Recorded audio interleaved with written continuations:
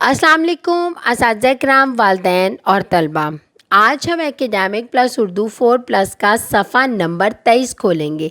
चलिए जल्दी से सफ़ा नंबर 23 खोलें। इस सफ़े को पढ़ने से पहले मैं असातिज़ा किराम और वालिदैन से मुखातिब होना चाहती हूँ। जैसा कि आप सीखने की 4 महारतों के बारे में जानते हैं, जो कि हैं सुनना, बोलना, पढ़ना और लिखना। इस सफ़े को पढ़ने के बाद बच्चे में पहली 3 महारतें पैदा होंगी। और वो कौन कौन सी? सुनने, बोलने और पढ़ने की महारत।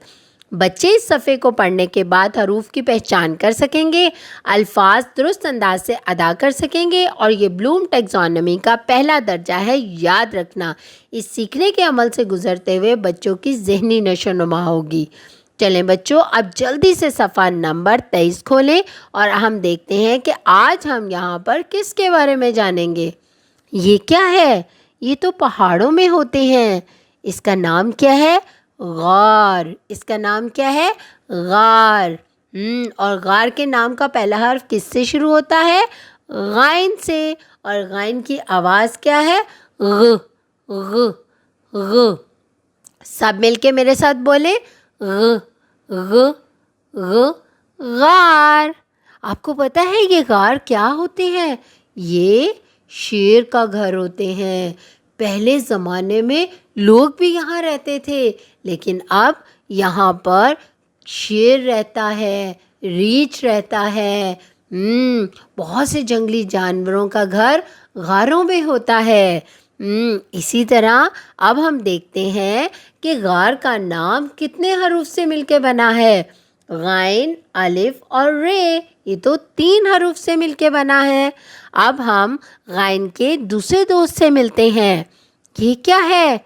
ये है गुब्बारा। ये आप अपनी सालगिरह पे लगाते हो ना? मुझे तो बहुत पसंद है गुब्बारे। और गुब्बारे के नाम का पहला हर्फ किससे शुरू होता है? गाइन से। और गाइन की आवाज़ क्या है? ग ग ग। सब मिलके मेरे साथ बोले, ग ग ग गुब्बारा। अब हम देखते हैं कि गुब्बारे का नाम कितने हरूफ से मिलके बनता है। गाइन, बे, अलिफ, रे और हे। ये तो 5 हरूफ से मिलके बना है। चलें बच्चों, अब हम गाइन के तीसरे और आखिरी दोस्त से मुलाकात करते हैं। ये क्या है? ये है गुलेल। इसमें हम पत्थर रख के ऐसे खींचते हैं और फिर मारते हैं। ये तो बहुत अच्छी गेम है। इसका नाम है गुलेल। और गुलेल के नाम का पहला हर्फ किससे शुरू होता है? गाइन से। और गाइन की आवाज़ क्या है? ग ग ग। सब मिलके मेरे साथ बोले, ग ग ग गुलेल। अब हम देखेंगे कि गुलेल का नाम कितने हरूफ से मिलके बनता है। गाइन, लाम, बड़िए, लाम, ये 4 हरूफ से मिलके बनता है। अच्छा बच्चों, अब हमने यहाँ पर गाइन के 3 दोस्तों के बारे में जाना। चलिए सब मिलकर अब इनके नामों को दोबारा दोहराते हैं। ग ग गार, ग ग गुब्बारा, ग ग गुलेल। अच्छा बच्चों, अब हमने यहाँ पर गाइन के दोस्तों से तो मुलाकात कर ली। अब हम देखते हैं कि गाइन लिखा कैसे जाता है। नुक्ते से शुरू करें, ताल को उल्टा करके लिखें और दाएं जानिब एक बड़ी सारी खाली टमी बना दें। ये तो हमने कल भी बनाई थी। ये तो आइन है। इसका मतलब है गाइन भी आइन की तरह ही होता है। फ़र्क क्या होता है? इसके ऊपर एक नुक्ता होता है। तो क्या बन गया? गाइन। अब हम गाइन की आधी शक्ल बनाना सीखेंगे। नुक्ते से शुरू करें, ताल को उल्टा करके लिखें और थोड़ा सा ऊपर ले जाकर छोड़ दें और इसके ऊपर एक नुक्ता लगा दें। तो ये क्या बन गया? गाइन की आधी शक्ल। अब गाइन की आधी शक्ल क्यों बनाई जाती है, ये तो आप जानते हैं। चलें आप बताएं मुझे। बिल्कुल सही। इसलिए बनाई जाती है ताकि ये दूसरे हरूफ के साथ मिलकर एक नया लफ्ज़ बना सकें।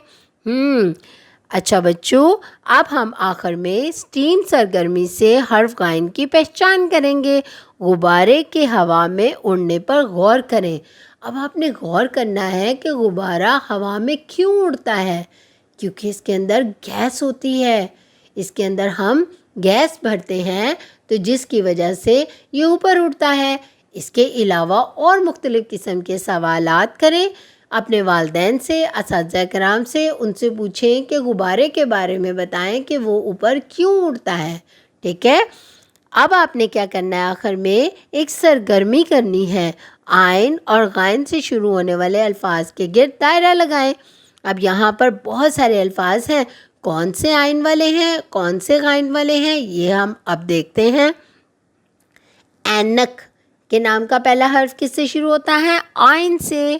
غلیل پہلا حرف غائن، غار پہلا حرف غائن، عقاب پہلا حرف آئن، غبارہ پہلا حرف غائن، عدالت پہلا حرف آئن، غلاف پہلا حرف غائن، عبادت پہلا حرف آئن، عقل پہلا حرف آئن، غریب پہلا حرف غائن۔